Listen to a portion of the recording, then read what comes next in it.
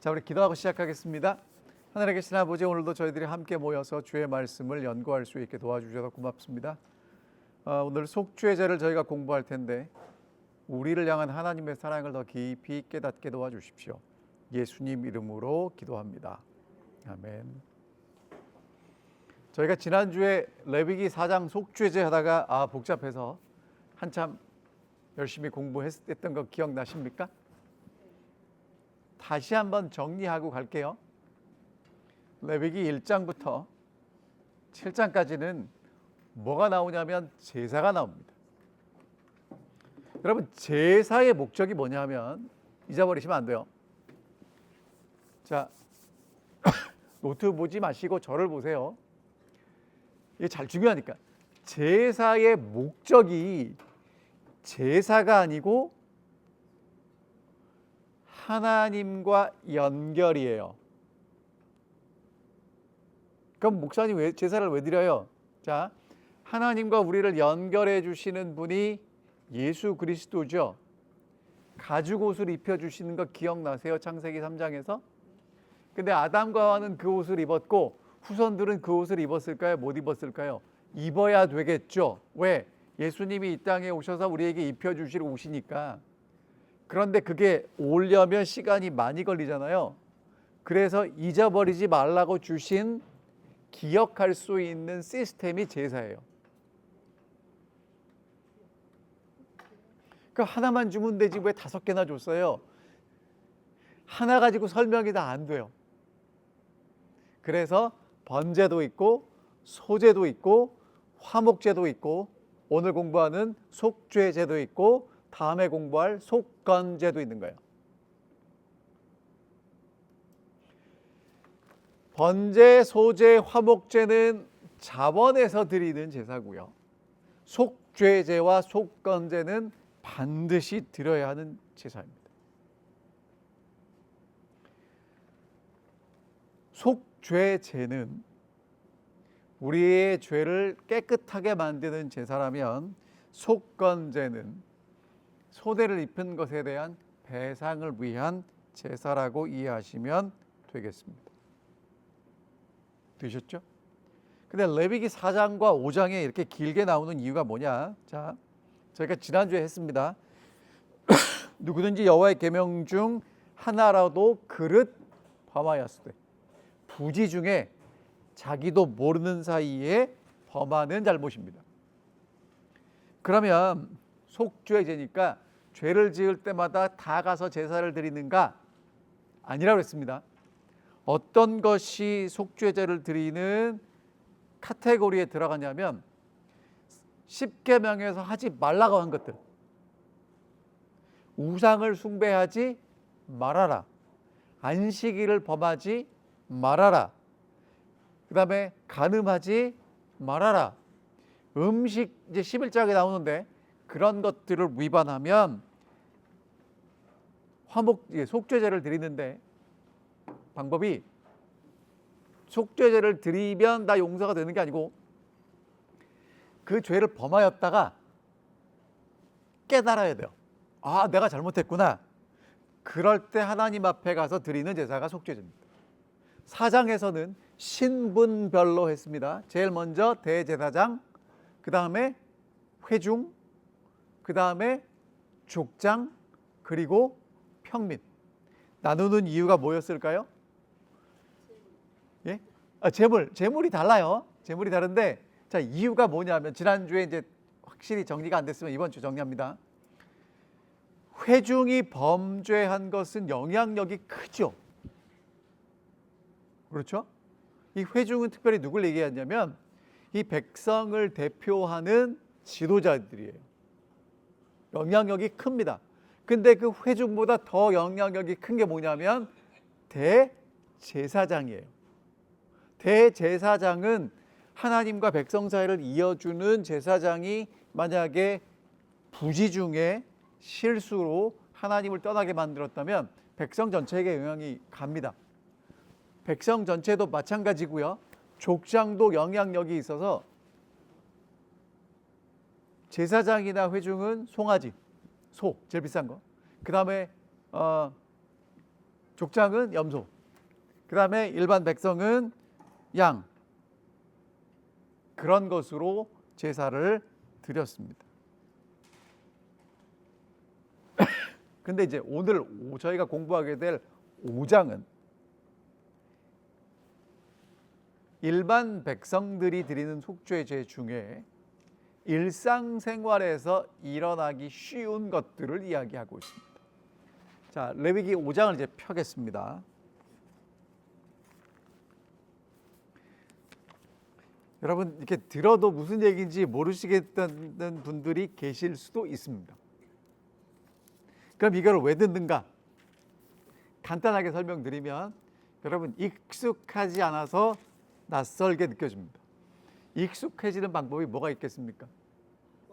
반복입니다. 목사님 한 번밖에 여기서 못 듣는데요. 집에 가서 보시면 됩니다. 보실 때 꼭 뭐 해달라고요? 좋아요. 어서 오십시오. 자, 5장 1절을 읽겠습니다.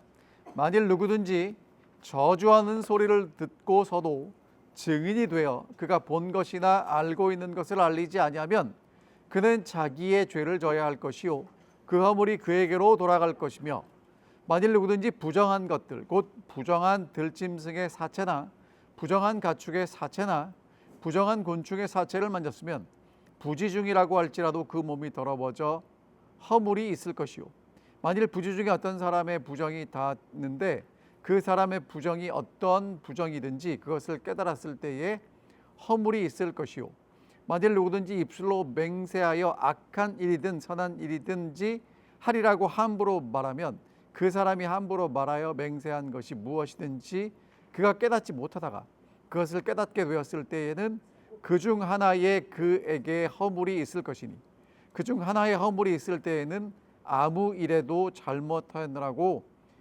자복하고 그 잘못으로 말미암아 여호와께 속죄제를 드리되 양떼의 암컷 어린 양이나 염소를 끌어다가 속죄제를 드릴 것이요 제사장은 그 허물을 위하여 속죄할지니라. 자, 이게 읽고 이해가 되면 얼마나 좋겠습니까?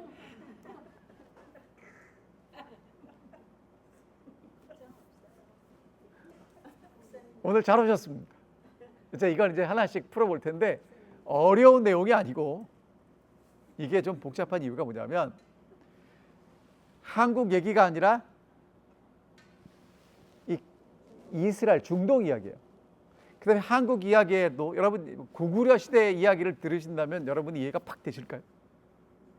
안 되시겠죠. 그러니까 이게 지리적인 시간적인 갭이 있어서 그런데 설명을 들으면 어렵지 않습니다. 자, 이게 이스라엘 백성들이 그 시대에 살았던 모습 중에 대단히 평범한 모습을 이야기하고 있습니다. 자, 첫 번째, 이게 무슨 얘기일까? 만일 누구든지 저주하는 소리를 듣고도 증인이 되어 알리지 않으면, 여러분 저주하는 소리가 무슨 얘기인지 번역이 이렇게 돼서 그런데 번역을 쉽게 풀으면 여러분이 이해가 됩니다. 옛날에는요, 재판을 누가 했냐면 그 성문에 장로님들이 앉아서 재판을 했죠. 그리고 제사장들도 그런 역할을 했어요. 그러면 그 재판에 누가 참여합니까? 네? 죄인과 증인만 옵니까? 동네 사람 다 왔을까요? 여러분은 요즘 재판하는데 가세요, 안 가세요? 가신 적 있잖아요. 교통 이렇게 스피드 하면 가서 뭐 길티 길티 안 하셨어요? 저 한번 했는데. 그런 거 해보신 적 있어요, 없어요? 없는 분도 다행이고 다 아마 있으실 거예요. 자, 그런데 웬만한 건 우리가 하지 않고 요즘 이제 그 판사와 검사와 변호사가 있고 그렇게 처리가 됩니다. 근데 옛날에는 그렇지 않았다는 거예요. 그러면 이제 재판을 하면 동네 사람들이 다 모였겠죠. 그러면 이제 이 재판정에서 뭐라고 얘기하냐면 옛날에 요즘은 CCTV가 있으니까 CCTV 돌려보면 누가 잘못했는지 다 알아요. 한국에서는 교통사고 나면 안 싸운대요. 다 블랙박스가 있어서 그냥 이렇게 딱 보험회사끼리 뭐 이렇게 딱 하고 가면 된대요. 정확하게 나온답니다. 심지어 그 옆을 지나간 차도 찾을 수 있대요. 차들의 시간과 장소만 알면 지나가는 차들이 너무 많아서 그 차들의 블랙박스를 다 조회하면 찾을 수 있답니다. 지금 여러분 우리 동네에도 곳곳에다 CCTV 있는 거 아시죠? 모르시는 사이에 정말 많은 카메라가 여러분들의 얼굴을 잡고 있습니다. 자 그런데 옛날에는 있었어요, 없었어요? 없었죠. 그래서 이제 재판장이나 공식적인 자리에 앉은 사람이 뭐라고 얘기를 하냐면 이렇게 얘기를 한 겁니다. 이 사건의 진실을 아는 자는 나와라. 만일 알고도 숨기면 하나님의 저주를 받을 것이다 라고, 그러니까 공적 서약을 하는 거예요. 그게 뭐냐? 저주하는 소리를 듣고도 해요. 다시, 그러니까 지금 이제 우리가 한 성에 사는데 누군가 나왔잖아요. 여기 X라는 사람이 나와갖고 재판을 받는데 제가 재판장이에요. 그럼 여러분 모두를 향해서 혹시라도 이거 보거나 들은 증인이 있으면 이 앞에 나와서 증인하세요. 하지 않으면 하나님께 뭘 받을 겁니다? 그게 저주하는 소리를 듣고도 해요. 그런데 내가 보고 들은 게 있는데 증인인데 알리지 않아요. 왜 그럴까요? 괜히 끼어들었다가 뭐 하는 게 더 나아요? 침묵하는 게 낫다는 것입니다. 그러면 어떻게 되는가? 공동체의 정의가 무너집니다. 그래서 뭐라고 그래요? 그런 사람들은 침묵했다가 나중에 알게 되면 뭐 하라는 거예요? 속죄제를 드리라는 것입니다. 여러분, 그래서 여러분과 제가 하나님 앞에 살아간다는 건 어떤 얘기일까? 사람들 앞에서는 우리들의 행동이 그때그때 달라지겠지만 하나님 앞에서 절대적으로 살면 또 다른 삶을 살아갈 수 있지 않을까요? 그걸 한번 좀 생각해 보자는 겁니다. 그렇죠. 예. 속죄제를 그러니까 집사님 지금 무슨 얘기를 하는 거예요? 속죄제는 우리 모두가 드려야 된다는 얘기를 하고 싶은 거예요. 지금 속죄제 하니까 여러분 다 누구 얘기 같아요? 예? 뭐 내가 죄 지은 게 뭐가 있어? 근데 집사님 이렇게 자세히 살펴보니까 중인수라는 거안 써. 예. 그것도 그러니까. 예. 무서워가지고 뉴욕으로 도망갔어. 자, 근데 집사님 이제 법정뿐만 아니라 우리가 살아가면서 우리 사이에서 알고도 입쓱 닦을 때 있어요, 없어요? 있죠. 네. 그러니까 지금 속죄제는 누가 드려야 된다는 얘기를 하고 있는 거예요. 우리가 삶 속에서 매일매일 드릴 수 있는 게 드려야 되는 일들이 있다는 얘기를 하고 있는 거예요. 자, 그다음 넘어갑니다. 2절과 3절에 보면 부정한 것을 뭐하면 만지면. 자, 부정한 것은 어떤 거냐면요. 이렇게 나옵니다. 만일 누구든지 부정한 것들 곧 부정한 들짐승의 사체 뭐예요? 시체. 그 다음에 가축의 시체, 곤충의 시체를 만졌으면 부지중이라 할지라도 그 몸이 더러워져 허물이 있을 것이요. 만일 부지중에 어떤 사람의 부정에 닿았는데 그 사람의 부정이 어떠한 부정이든지 그것을 깨달았을 때 부정해지는 겁니다. 허물이 있는 겁니다. 자, 그러니까 죽은 것에 닿으면 부정해져요. 그 사람하고 닿으면 부정해져요. 왜 이렇게 얘기할까? 자, 여러분 이유가 뭐냐면 하나님은 거룩하시죠. 부정하지 않고 정결하시죠. 그런데 하나님의 거룩과 정결을 보호하지 않으면 그게 오염돼서 하나님이 함께 거할 수 없으면 하나님이 없이 우리만 살게 되는 거예요. 그래서 하나님은 대단히 엄격하게 부정과 정함과 부정을 구별하세요. 됐죠? 다시 하나님은 정결함과 부정함을 굉장히 엄격하게 구별하시는데 이유가 뭐냐 하면 하나님이 우리 가운데 거하시려고 그래요. 여러분 이게 좋은 겁니까? 안 좋은 겁니까? 좋은 겁니다. 좋은 건데 지금은 그러면은 지금 쇼핑센터에 가면 소고기 뭐 고기가 죽어 있잖아요. 그거 만지면 안 되나요? 그러니까 생선도 그렇고. 그러니까 되게 좋은 말씀하셨어요. 그러니까 집사님 이게 언제 얘기예요? 3,500년 전 얘기예요. 그 당시의 위생과 오늘 우리가 살아가는 위생의 정도는 다르겠죠. 근데 이 당시에는 이렇게 했어야 됐다는 거예요.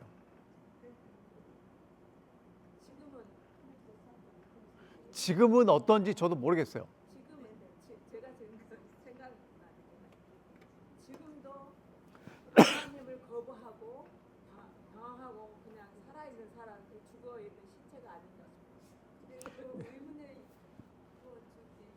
그러면은 그런 사람들과 같이 어울리면은 나는 죽어간다는 거야. 그럼 집사님 그렇게 보면 예수님이 이 땅에 오셨을 때 이런 부정한 사람들이 누구냐면 세리와 창기예요.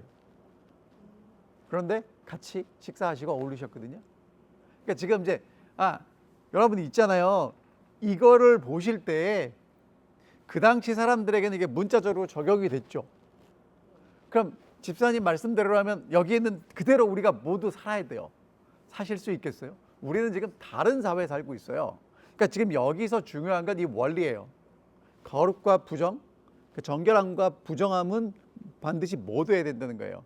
분리돼야 되고 뭐죠? 접촉이 있으면 부정해져요. 근데 문제가 자 그렇게 되면 이제 뭐냐면 부정한 사람은 뭐 하라는 거예요? 깨달았을 때 허물이 있고 허물이 있기 때문에 뭐 하라는 겁니까? 속죄제를 드리라는 얘기예요. 자, 속죄제를 드리라는 얘기는 뭐냐? 내가 부정하고 내가 하나님께 죄가 있기 때문에 하나님이 정해주신 그 속죄제의 규례를 따라서 하나님 앞에 다시 정결하게 나아가는 삶을 살아야 된다는 얘기를 하고 있는 거예요. 되셨죠? 근데 보세요. 깨닫기 전에는 어때요? 만졌어도 죄가 아니에요. 하나님이 그때는 기다려주세요. 근데 깨달은 이후에 어떻게 해야 돼요? 그러면 가만히 있는 게 아니라 이 정결 예식과 속죄제를 통해서 하나님 앞에 나아가야 한다는 것입니다. 자, 그러니까 이게 지금 이제 오늘 집사님 사실은 이게 뭐 부정하냐, 뭐 정결하냐 그거를 따지기 전에 오늘 우리에게 하시는 말씀은 뭐냐면 우리가 나도 모르게 하나님을 떠나서 살아가는 게 정말 많아요. 근데 깨닫기 전에는 it's okay. 하지만 깨달은 다음에 어떻게 하라는 거예요? 하지 말고 하나님께 돌아가야 한다는 거예요. 자복하고 회개해야 된다는 겁니다. 이게 지금 다 이제 그 예수님이 오신 이후에 그 계명 이렇게 크게 불을 나눠서 그걸 하고 이 나머지는 그냥 이렇게 부전으로 내려와서 없어진 거 아니에요? 그거는 좀 이따 대답을 해드릴게요. 그러니까 이제 사실 이 속죄제가 나오면 지난주에도 얘기하다 말았는데 그럼 목사님 뭐 죄를 한두 번 짓겠습니까? 매일 제사만 드리다 많아요. 이제 그게 나오니까 이제 조금 이따 그 얘기는 다시 하고. 자, 그다음에 4절 다시 읽어보겠습니다. 만일 누구든지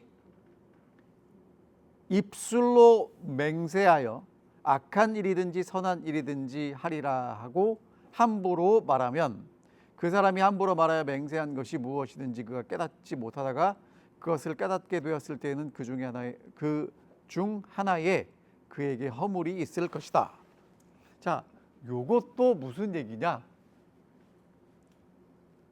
옛날에는요 기록을 잘 못했죠. 기록은 아무나 하는 게 아닙니다. 비싸요. 우리 여집사님들 어렸을 때 한국에서 운동회 하면 선물로 뭐 줬던 거 기억나세요? 공책, 연필. 그거 주면 좋아했던 거 기억나세요? 귀했다는 거예요. 몽땅 연필 쓰신 적 있습니까? 요즘은 애들이 몽땅 연필 쓰나요? 안 쓰나요? 자, 이게 옛날도 아니고 여러분들이 어렸을 때 종이가 귀했고 연필이 귀했어요. 맞죠? 3,500년 전에는 어땠을까요? 정말 귀했죠. 그래서 말이 중요했어요. 말이. 고대 사람들은 어떻게 생각했냐면 말이 실체라고 생각을 했고요. 그래서 맹세는 대단히 중요했습니다. 그런데 사람이 자기 이야기를 하는데 이걸 좀 강력하게 어필하고 싶으면 뭐라고 그래요? 맹세를 해요. 한국 사람들은 뭐라고 그래요? 내 손에 장을 지진다고 그러고, 네? 내가 성을 간다고. 네? 그러니까 지금 이 사람들도 선한 일이든지 악한 일이든지 자기의 이 이야기를 강력하게 어필하기 위해서 그런 맹세를 했단 말이에요. 그러니까 그 사람들이 이렇게 했대요. 내가 오늘부터 일주일간 금식하지 않으면 성을 갈겠다.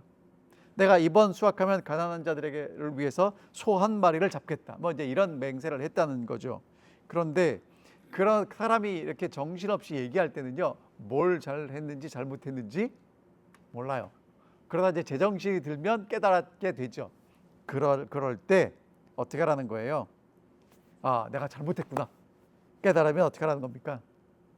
허물이 있는 것이고 그때는 뭐 해야 돼요? 속죄제를 드려라 라고 얘기하는 것입니다. 자, 그러니까 오늘 여러분과 제가 해야 될 일이 뭐냐면, 이런 죄들은 사실은 성경은 세 가지 얘기를 했어요. 첫 번째 뭡니까? 뭐였지? 재판할 때 증인으로 쓰라고 그러는데 안 쓰는 거. 그러니까 그 사람들은 다 그러고 살았단 말이에요. 두 번째, 시체와의 접촉. 세 번째, 맹세. 요것들이 하나님이 보실 때 굉장히 민감하게 그 사회 속에서 일어나는 잘못들이었는데 요것을 바로 잡아야 되기 때문에 그런 잘못을 했을 때는 뭐 하라는 겁니까? 속죄제를 드리라고 말씀하셨어요. 그런데 여러분, 여기서 더 중요한 게 뭐냐? 그럼 잘못하면 속죄제를 드리면 되겠네요? 아니요. 깨달아야 돼요. 깨닫고 뭐 하셔야 돼요? 자복하셔야 돼요. 무슨 얘기냐면, 내가 잘못했구나. 쓱 지나가는 게 아니라 잘못했음을 하나님 앞에 와서 뭐 해야 돼요? 고백해야 돼요. 그게 필요하다는 것입니다. 자, 그 다음에 하나님 앞에 와서 뭐 해야 돼요? 제사를 드리는 겁니다. 다시 정리하면 이런 겁니다. 회개는 생각이 아니라 고백입니다. 내가 잘못했다고 생각하는 게 회개라고 착각하시면 안 돼요. 하나님 앞에 잘못했음을 입으로 시인하셔야 돼요. 꼭 해야 되는가? 네, 하셔야 됩니다. 사람이요, 죄를 내뱉는 순간 죄의 힘이 꺾인대요. 두 번째, 여러분, 고백은 하나님이 여러분과 저를 잡아다가 그 줄이를 튼다 그러죠. 이렇게 팔을 꺾어가면서 고백해라고 하는 게 아니라 우리가 성령의 음성을 듣고 깨달아서 고백하기를 기다려 주십니다. 그러면 이제 그 고백을 가지고 하나님 앞에 와서 뭐 해야 돼요? 속죄제를 드리는 것입니다. 목사님, 그러면 이 사람들은 1년 내내 하루에도 한두 번 잘못하는 게 아닐 텐데 뭐 하다가 끝났을까요? 속죄제. 여러분, 속죄제는 뭐 송아지를 드리는 건 아니고 이 사람들이 저것도 아닐 테니까 족장도 아닐 테니까 일반 이제 평민이면 뭐 드려야 돼요? 어린 양. 그다음에 이제 비둘기나 이제 밀가루가 나오는데 그러면 이거 하다가 뭘 다 탕진해요? 가산을 다 탕진할 수도 있었겠네요. 그 다음에 속죄제를 드리려면 어디서 드려야 돼요? 예루살렘 성전이 있는데. 그럼 멀리 살면 죄를 지어서 속죄제를 드리러 갔다가 오고 갔다가 오면 하다가 세월을 다 보낼게요. 자, 그래서 제가 이제 물어봤어요. 이런 제도를 하나님께 받고 그 당시 유대인들이 살았던 삶이 있을 거 아니에요. 그걸 누가 제일 잘 알았냐면 유대인 랍비들이 잘 알았다고요. 기록에 나와요. 어떻게 했는가? 부지 중에 죄인 죄를 깨달았을 때 잘 모아놨다가 1년에 3번 올라가는 거 기억나시죠? 6월절, 7.7절, 초막절 올라가서 한꺼번에 처리했대요.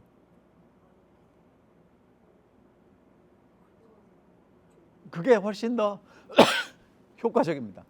그 다음에 레위기 16장에 나오는 대속죄일이 있어요. 뭐냐면 1년에 한 번 있는데 제사를 드리면 그 제사를 드린 그러니까 속죄제나 속건제를 드리면 그 흔적이 다 어디다 남냐면 번제단에나 남거나 아니면 그 성소와 지성소 휘장에 뿌려지거나 분향단에 피를 바르거나 아니면 고기를 제사장이 먹거나 지난주에 제사장 먹는 거 했죠? 기억나시죠? 그러니까 피를 바르지 않으면 그거는 밖에다가 태우고 고기는 누가 먹어요? 제사장이 먹어요. 그래서 그 속죄의 흔적이 어디 남아요? 성소나 제사장에게 남는 거예요. 근데 그것을 1년에 한 번 다 깨끗하게 청소하는 날이 속죄일이에요. 그래서 우리는 대속죄라고 부릅니다. 영어로는 Day of Atonement인데 한국 사람들은 뭘 붙이기 좋아해요? 대자를 붙이려고 해서 대속죄 이렇게 부르는 거예요. 그러니까 대속죄는 백성의 모든 죄를 다 어떻게 해요? 몽땅 씻어내는 날이라 그날 내가 죽지 않고 살아남으면 용서받은 거예요. 그 다음에 뭐가 있었어요? 지난번에도 말씀드렸지만 이 사람들은 제사를 아침 9시와 오후 3시에 어린 양 한 마리씩 상번제를 드렸다고 말씀드렸죠. 하나님께 번제를 드리는데 오전 9시에 오후 3시에 드린단 말입니다. 매일. 그러면 내가 성전에 가서 비둘기를 잡지 않아도 오늘 아침 9시와 오늘 오후 3시에 어린 양을 태울 때 나도 그곳을 향해서 기도하는 거예요. 여러분 이게 왜 중요하냐면 솔로몬이 그랬어요. 이 백성이 하나님을 떠나서 범죄하고 있다가도 이 성을 향해서 기도하거든 하나님 들어주십시오라고 기도했고 하나님이 그 솔로몬의 기도에 불러 응답하셨거든요. 여러분 그래서 다니엘이 바벨론의 포로로 잡혀갔다가 그 기도를 생각하고 어디를 향해서 기도하는 거예요? 그게 그런 거랍니다. 그러면 이 이스라엘 백성들이 오전 9시와 오후 3시에 내가 뭔가 잘못한 게 있을 때는 성전을 향해서 기도하는 겁니다. 하늘아버지, 오늘 지금 성전에서 드려지는 이 제사가 나의 하루에 나도 모르게 지은 죄들 내가 지금 하나님 앞에 깨닫고 용서를 구하는데 용서해 주십시오. 그러면 하나님의 은혜를 경험하는 거예요. 그러니까 여러분 속죄의 죄의 핵심이 잘못되니까 하나님한테 와서 갚아라 그게 아니고 여러분 그럼 하나님과 거래잖아요.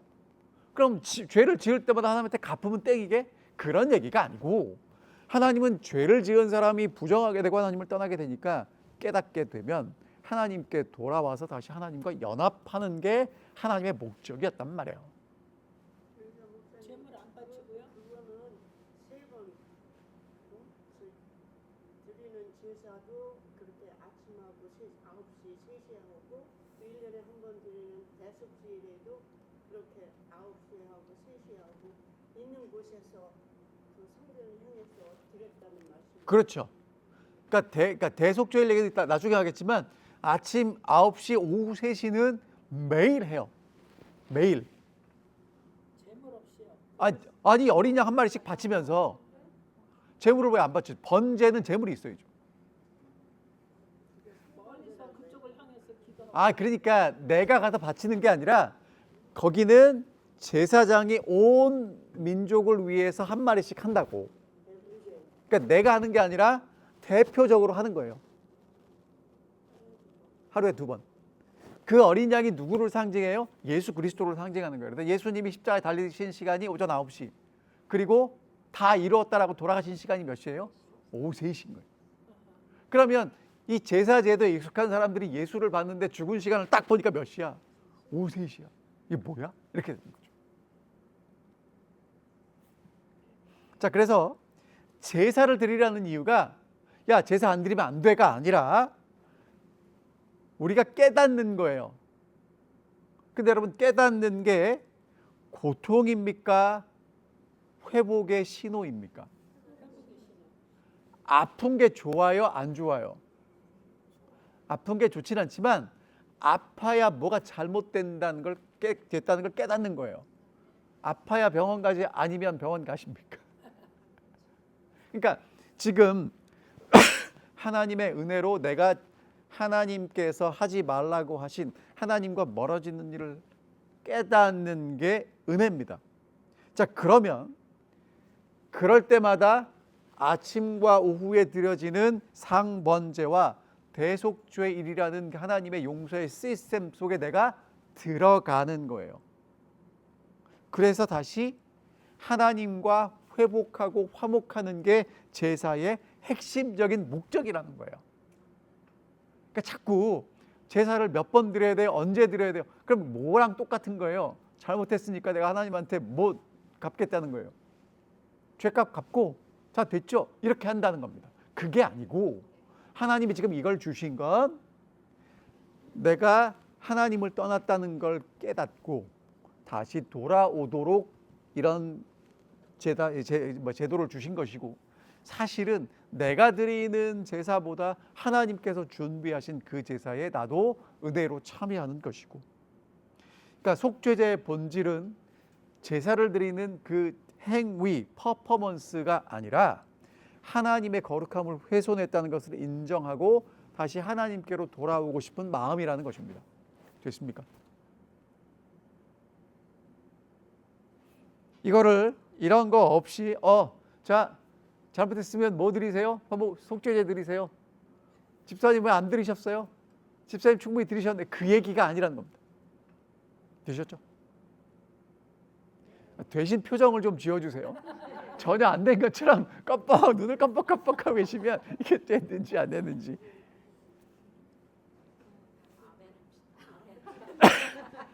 자, 그 다음에 처음에도 말씀드렸지만 이해가 안 되시걸랑 집에 가서 성경을 펴놓고 다시 읽어보세요. 그리고 요 영상 우리 교회 홈페이지에 올라갑니다. 이제 유튜브 채널에 올라가니까 다시 보시면 됩니다. 아까도 말씀드렸지만 볼 때마다 뭐 하시라고요? 좋아요를 누르는데 2번 누르면 안 됩니다. 한 번만 눌러야 돼요. 왜 2번 누르면 아니야, 이게 아니 왜냐하면 집사님 한 번 누르면 좋아요가 올라가는데 또 누르면 다시 떨어져요. 그래서 한 번만 누르세요. 계속 누르면 안 됩니다. 한 사람은 한 번밖에 기회가 없어요. 자, 그런데 그러면 이게 속죄제를 드릴 때 뭘로 드려야 돼요? 여러분과 저는 그냥 제사장이 아니잖아요. 족장도 아니잖아요. 뭐 백성을 대표하는 사람도 아니잖아요. 미안하지만 우리는 그냥 이렇게 노멀이면 뭘로 드려요? 어린 양. 여러분, 어린 양 한 마리가 얼마나 할까요? 한 3, 40만 원, 한 400불 하겠죠? 적어도? 한 500불 하겠죠? 그럼 이제 죄를 지으면 얼마가 들어가요? 500불.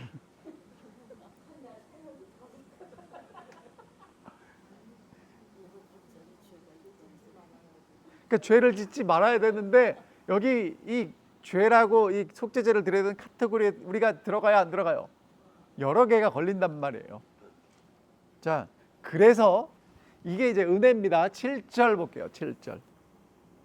만일 그의 힘이 어린 양을 바치는 데에 미치지 못하면 그가 지은 죄를 속죄하기 위하여 산비둘기 2마리나 집비둘기 새끼 2마리를 여호와께로 가져가되 하나는 속죄물로 삼고 하나는 번제물로 삼아 제사장에게로 가져갈 것이요 제사장은 그 속죄제물을 먼저 드리고 그 머리를 목에서 비틀어 끊고 몸은 아주 쪼개지 말며 그 속죄제물의 피를 제단 곁에 뿌리고 그 남은 피는 제단 밑에 흐를지니 이는 속죄제요 그 다음 것은 규례대로 번제로 드릴지니 제사장이 그의 잘못을 위하여 속죄한즉 그가 사함을 받으리라. 목사님, 속죄를 하는 건 너무 좋은데 500불은 너무 세요. 어린 양은 너무 세요. 그래서 어린 양을 바칠 만큼 힘이 안 되면 뭘로 바치라는 겁니까? 비둘기 2마리. 한 마리가 아니고 2마리예요. 산비둘기도 되고 집비둘기도 됩니다. 산비둘기는 뭐냐면 야생비둘기예요.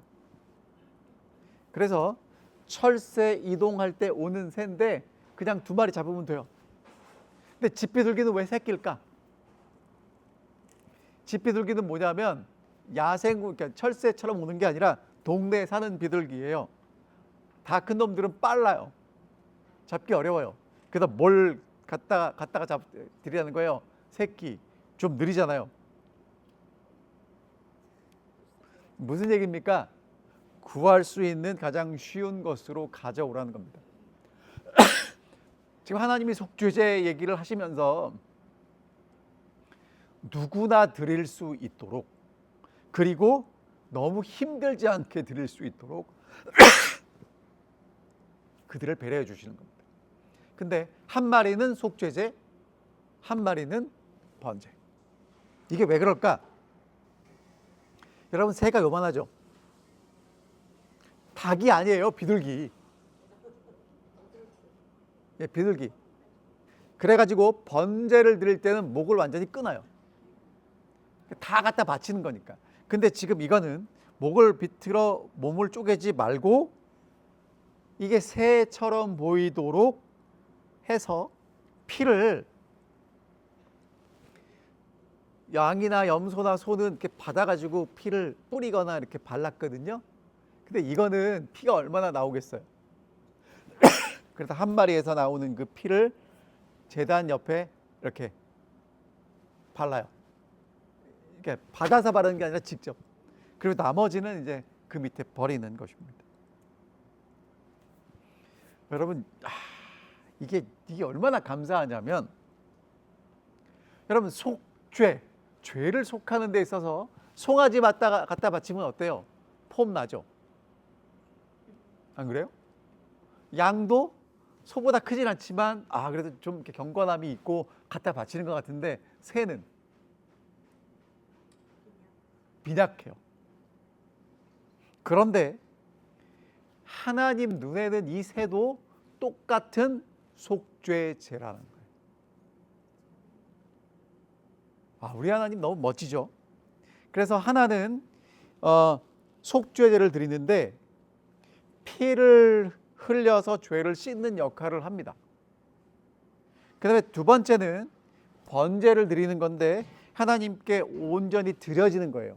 그러니까 짐승이 크면 피도 뿌리고 바르고 그 짐승을 갖다 태워서 하나님께 드리는데, 밖에서 이제 죄를 버리는 곳에서 이제 태우는데, 이것은 그렇지 않으니까 하나님께 속죄제를 먼저 드리고 또 한 마리는 번제로 드려서 그 2마리가 우리를 위한 속죄와 하나님께 드려지는 번제를 대신하도록 했다는 것이죠. 여러분, 하나님이 보시는 게 양입니까? 질입니까? 마음을 보십니다. 그렇다고 여러분, 부자가 비둘기 갖고 안 돼요. 할 수 있으면 드리되 안 되면 비둘기라도 드리라는 것입니다. 제사장이 속죄한 즉, 10절에 이렇게 나오죠. 제사장이 속죄한 즉 그가 사함을 받을 것이다. 그러니까 제사장이 그 작은 새의 피를 가지고 하나님께 속죄하는 게 뭐냐면, 속죄가 덮는 거예요. 그 죄인의 죄를 덮으면 하나님이 그것을 모시고 속죄, 사함을 받는 건 뭐냐면 하나님께서 용서하시고 기뻐하시는 것을 이야기합니다.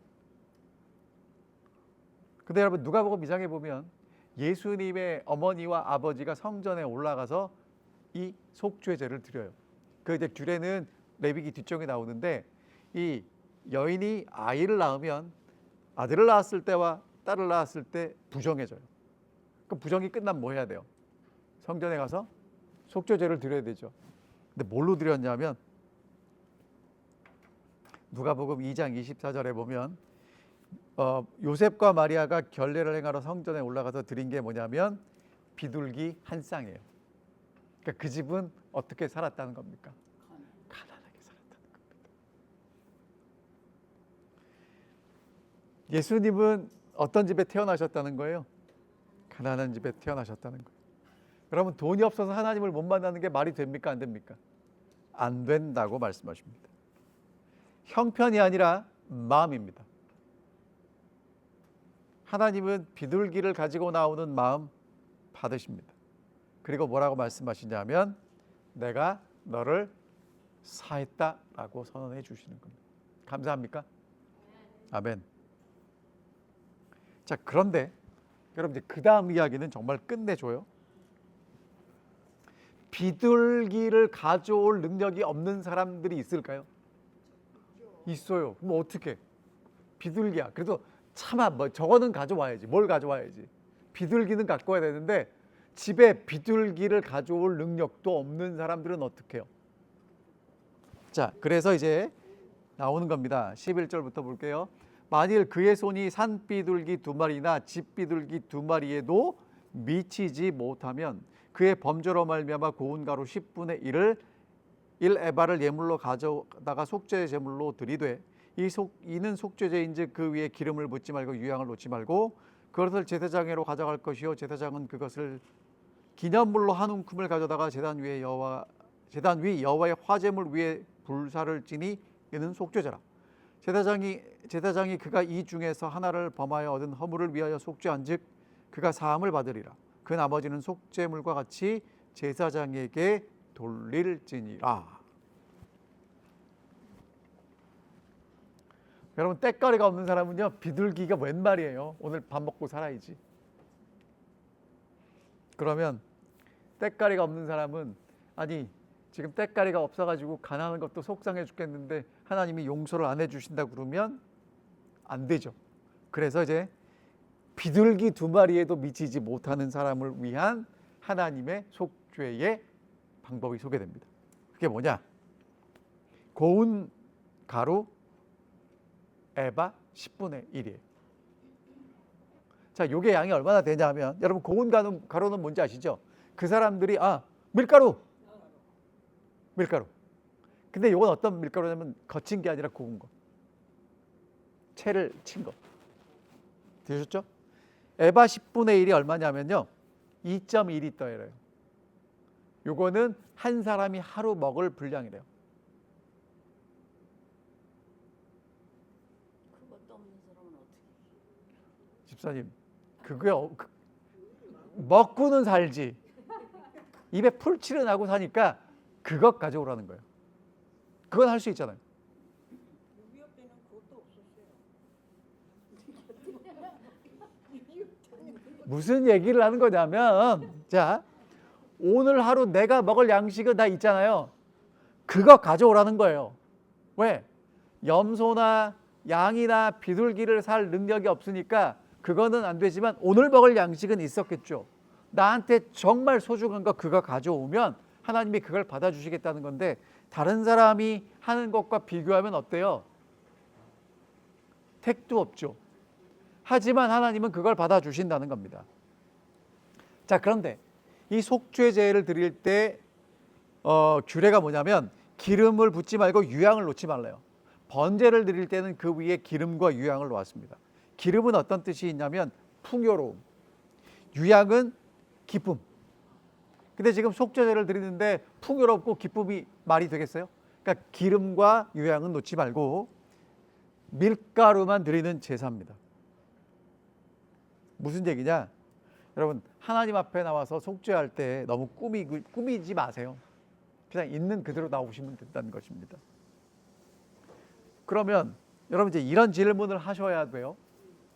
히브리서 9장에 보면 피 흘림이 없은즉 사함이 없다고 그랬죠.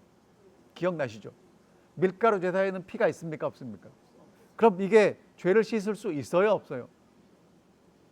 없죠. 자, 이제 어떻게 되냐면 제가 이제 가난해요. 찌질이 가난해. 그래서 오늘 내가 먹을 양식을 들고 뭐하러 온 거예요? 제사를 드리러 온 거야. 내가 하루를 쫄쫄 굶어도 하나님과 다시 연합되고 화목하기를 원해서 화목제를 드리러 내 양식 들고 온 거예요. 됐죠? 그거 할 수 있습니까? 없습니까? 제가 볼 때 그건 있어요. 맘만 보면 있어요. 자, 그럼 이제 제사장이 한 움큼. 근데 거기에는 유향도 뿌리지 않고 기름도 붓지 않고 그냥 그 가루 그 자체. 그러니까 심플한 거예요. 그거를 가지고 어디다 뿌려요? 어디다 던지냐면 이 제단 위에 오늘 아침에 어린 양 바쳤죠. 불타고 있죠. 그 위에 던지는 거예요. 그러면 이거는 지금 이 사람이 드린 밀가루에는 피가 없지만 제단 위에 어린 양이 바쳐지고 그 피 위에 얹혀지는 거죠. 그래서 하나님께 바쳐지는 겁니다. 무슨 얘기냐? 사실은 여러분과 제가 열심히 속죄를 하고 뭘 갖다 바쳐도 예수 그리스도의 희생 위에 얹혀지는 거라는 거예요. 그러니까 하나님이 받으시는 거지. 그 다음에 이제 제사장은 뭘 받냐? 그 밀가루 제사장이 가져갑니다. 지난주에 했던 거 기억나세요?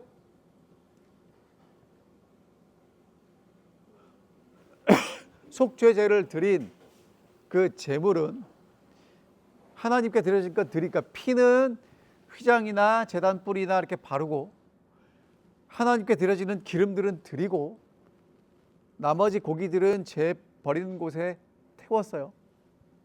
그렇죠?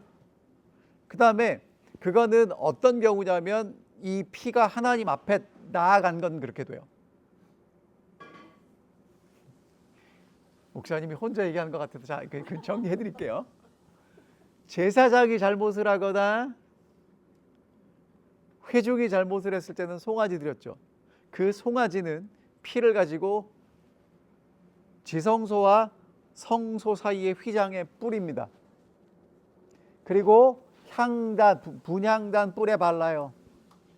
피는 제단 밑에 쏟습니다. 그럼 거기서 이제 뭘 골라내요? 기름은 골라서 제단 위에 태우고 나머지 고기는 재 버리는 곳에 가서 태웁니다. 오케이? 그런데 일반 평민이 드리는 어린 양의 제사, 속죄제는 그 피를 어디다 발랐냐면 제단 뿔에 발라요. 그리고 그 다음에 살코기는 누가 먹었냐면 제사장이 먹어요.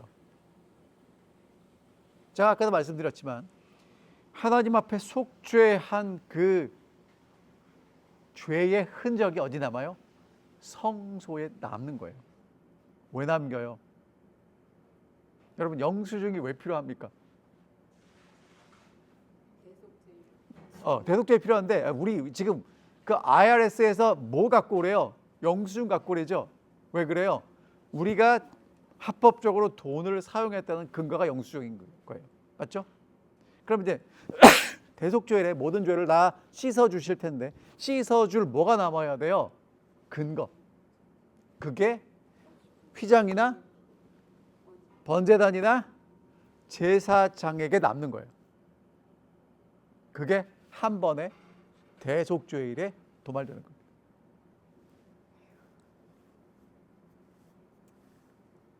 자, 그래서 여러분 속죄제를 오늘 우리에게 말씀해 주시는 이유가 뭔가?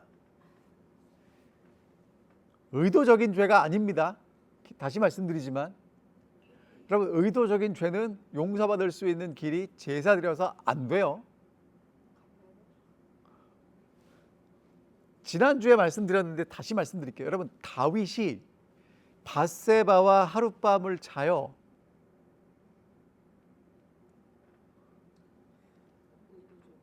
그게 우발적으로 일어나는 일이 아니라 데려다가 자요. 용서를 못 받는 거예요. 근데 그것이 그러니까 이게 뭐냐면 밧세바가 그 여자들은 그 생리를 하고 나면 정결하게 하는 예식이 끝나는 걸 보고 나서 데려다가 잤거든요. 그러니까 의도적으로 잘못했죠. 근데 이 여자가 집에 가서 그 다음 달이 됐는데 생리를 안 한다고 연락이 왔어요. 그럼 어떻게 해야 돼요? 다윗이 어떻게? 그러는 남 군에 가서 전쟁하는 장군인 우리야 장군을 불러다가 그 밤에 같이 자라고 그랬는데 이 장군이 충성스러워 집에 가서 잠을 안 자요. 그래서 어떻게 해요? 요압한테 야 알아서 처리해 그랬더니 싹 처리해가지고 뭐라고 전령이 왔냐면 왕이시여 마음 편하게 다리 뻗고 주무셔도 됩니다 이런 식으로 연락이 온 거예요. 그러니까 다윗이 의도적으로 하나님이 하지 말랐던 살인을 하고 간음을 했죠. 간음은 제가 쉽게 말씀드렸지만 가정을 파괴하는 게 가장 큰 거예요. 간음에서. 자, 그러면 다윗이 속죄의 죄를 만약에 드려서 용서를 받는다 그러면 뭘 드렸을까요? 송아지 몇 마리 드렸을까? 수도 없이 하나님 원하시는 만큼 다 드릴게요. 바칠게요. 근데 다윗이 아는 거예요. 의도적으로 지은 죄는 용서받을 수 없어요. 그래서 하나님께 뭐 하는 거예요? 하나님 정말 잘못했습니다. 근데 다윗이 그러니까 부지 중에 지은 죄를 깨닫는 것도 은혜인데 의도적으로 지은 죄를 꾹 누르고 살았잖아요. 그래서 뭐라고 그래요?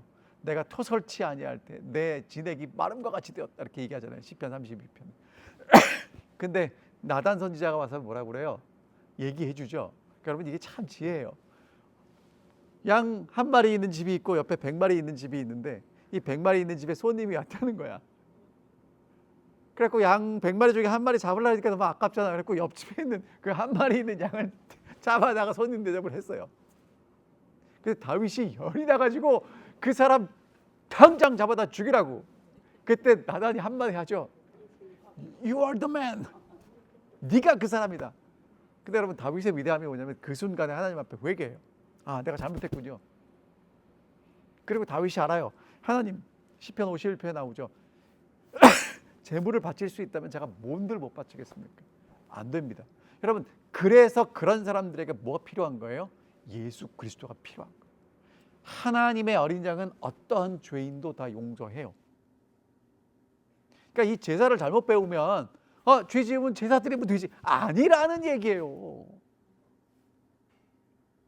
그러니까 여러분 부지 중에 잘못한 것들이라도 하나님은 우리가 깨닫고 하나님과 다시 화목하기를 원하세요. 그래서 뭘 주신 거예요? 화목제를 드리라는 거예요. 그러니까 속죄제를 드리라는 거예요. 그러니까 여러분 이 속죄제를 통해서 우리에게 말씀하시는 게 뭐냐? 우리가 부지 중에라도 하나님을 떠난 일이 있으면 다시 깨닫고 돌아오라는 겁니다. 돌아올 때 입만 가지고 돌아오지 말고 죄를 고백하고 여러분들이 능력이 되면 어린 양, 능력이 안 되면 비둘기, 그것도 안 되면 밀가루라도 가져오라는 거예요.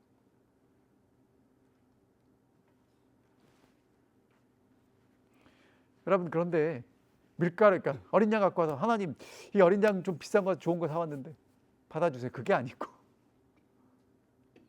이 어린 양이 우리에게 이야기하는 예수 그리스도의 십자가를 바라보고 진정한 하나님 앞에 내가 죄인이고 예수 그리스도를 통해서 용서받는 그것을 경험하시라고 이 속죄제 이야기를 해주시는 겁니다.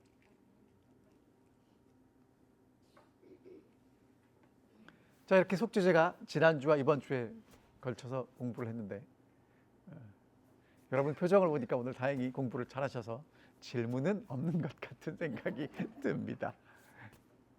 예. 이 레위기를 이 제사 제도를 언제 주신 거예요? 저기 광야 좋은 제안을 주셨어요. 질문, 굉장히 좋은 질문인데, 자, 요것도 언제 주셨는가 때를 말씀드리면 애굽에서 나와서, 여러분 이게 중요해요. 나오자마자 주신 게 아니고 하나님이 그들을 만나셨죠. 그전에는 하나님과 남남이었다면 아브라함과 이삭과 야곱은 알았겠지만 이들은 잘 몰랐잖아요. 만나셨어요. 그리고 하나님이 함께 살겠다고 성소를 지으라고 하셨죠. 성소를 다 짓고 난 이후에 하나님이 주셨어요. 예, 그럼 왜 주셨는가? 레위기를 보면 제사를 통해서 죄인이 하나님과 만나고 화목하게 되죠. 그러니까 하나님과 죄인이 함께 살기 위한 매뉴얼로 주신 게 제사예요. 그러면은 제사는 어디서 드렸어요? 어디? 세제나 이런 거를 이 많은데 60만 넘게 나온 그 백성들이 죄를 지으면은 그 재물을 가지고 어디 갔어요? 제사 성소에서 드렸죠. 성소가 얼마나 그러니까 집사님, 제가 아까 그래서 설명을 드린 거예요. 그 사람들이 다 남았는가? 자, 그래서 대표해서 아침에 양 한 마리, 저녁에 한 마리 드렸다고 말씀드렸죠. 그때는 자기 있는 곳에서 그럼요, 있는 곳에서 그 성소를 향해서 하늘아버지 오늘 성소 하나예요. 성소 하나예요, 집사님. 있는 곳에서 그러니까 집사님, 그러니까 이게 집사님이 대단히 훌륭한 그리스도인이에요. 근데 자꾸 여러분, 그러니까 집사님 질문 되게 중요해요. 되게 중요합니다. 그러니까 우리는 이제 자꾸 속죄 제를 드리는 내가 중심이 돼요. 아니. 왜냐하면 저는 집사님 질문을 통해서 지금 뭘 느끼냐면, 여러분 있잖아요. 그러니까 요거는 그냥 제가 집사님 질문과 상관없이 드리는 대답이에요. 자꾸 우리가 신앙생활을 할 때 어떤 내가 중심이 돼서 하나님께 나아가는 게 우리가 지금 가지고 있는 시각이에요. 그러니까 지금 저런 질문이 나오는 거예요. 60만 명이 다 그럼 언제 어디 가서 그렇게 좁은 데 제사를 드리는가? 그럼 하나님이 이 제사 제도를 주신 이유가 뭐냐면 하나님 중심으로 죄인을 하나님께 데려오기 위한 방법이라는 거예요. 그러니까 우리가 속죄제를 드려야 되는데 속죄제를 랍비들이 기록한 문헌에 보면 그것을 드릴 때마다가 아니라 아침 저녁으로 드리는 상번제 때 성전을 향하는 마음으로 대신했고요. 그것들을 모았다가 3번 절기에 올라가서 드렸어요. 그러니까 3번만 하는 거고 나머지는 그냥 예루살렘을 향해서 기도. 예.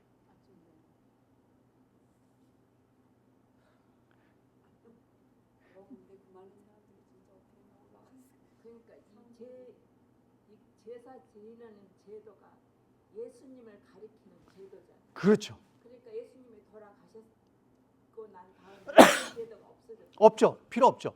네, 그러니까 예수님이 돌아가시기 전에는 예수님이 우리를 위해서 하시는 일들을 다각적으로 보여줘야 됐기 때문에 제사가 다양하게 있었지만 예수님이 돌아가신 이후에는 예수님의 제사로 예수님의 죽음으로 모든 게 다 끝났어요.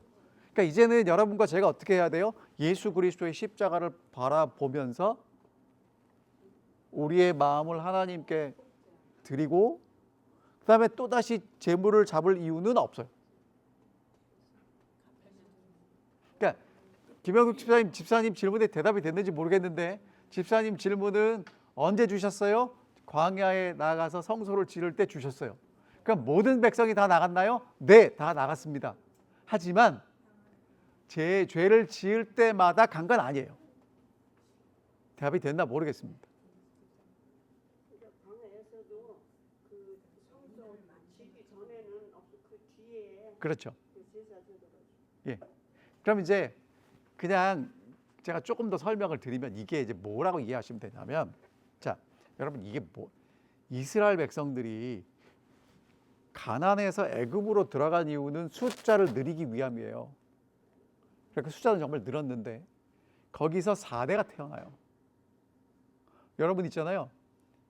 지금 여기에 강해단 집사님네가 여기 3대죠. 여기 다 3대죠. 4대 없죠 여기. 여기 계신 분들 중에 나는 미국에 이민 온 1세대. 우리 애들 태어났고 우리 손주들 태어났고 아직 그 밑에 안 태어났죠. 그러면 그럼 이제 어떻게 되는 거냐면 이번에 태어났지. 자, 그러면 이제 집사님은 여기서 태어난 게 아니잖아. 아니죠. 그러니까 여기서 4대가 태어났다고 해봐요. 그럼 걔네들이 한국에 대해서 뭘 할까? 요즘 뭐 K컬처가 있으니까 알겠지만 옛날에는 몰라요. 이해되세요? 무슨 얘기인지? 자, 그러면 이스라엘 백성들이 하나님의 언약의 백성이고 조상들이 믿고 했지만 애굽에서 4대가 태어난 다음에 나왔으면 얘들은 지금 뭘 다 잊어버린 거예요. 조상들이 섬겼던 하나님 다 잊어버렸다고. 그러니까 다시 가르치셔야 돼요. 그러니까 아브라함과 이삭과 야곱이 제사를 드릴 때는 그 의미를 알았겠죠. 하지만 얘네들은 지금 다 잊어버렸으니까 하나씩 다시 가르쳐 주시는 거예요. 그래서 레위기 11장에 정결한 음식과 부정한 음식이 왜 나오는가? 애굽에 들어가서는 막 먹었다는 얘기예요. 그러다가 이제 하나님이 오시고 제사를 드리고 제사장이 세워지면서 이제부터는 뭐가 중요해졌냐면 정결한 것과 부정한 것을 나누는 게 중요해진 겁니다. 집사님 질문을 아주 굉장히 중요한 질문을 주셨고 저렇게 질문을 주셔야 더 많은 설명을 드리고 우리가 잘 이해할 수 있게 됩니다. 자, 이제 오늘 기도가 마칠게요. 하늘에 계신 아버지, 오늘 속죄제를 저희가 공부했습니다. 죄인을 내치지 않고 품어주시고 다시 하나님께 나아갈 수 있는 길을 마련해 주셨음을 인하여 감사합니다. 저희도 하나님 앞에 우리의 상한 마음을 가지고 십자가로 나아갈 수 있게 도와주시고 우리를 있는 그대로 받아주시며 예수 그리스도의 피로 덮어서 하나님과 화목하게 하신 그 하나님의 사랑을 경험하고 살아갈 수 있게 인도해 주시옵소서. 예수님 이름으로 기도합니다. 아멘.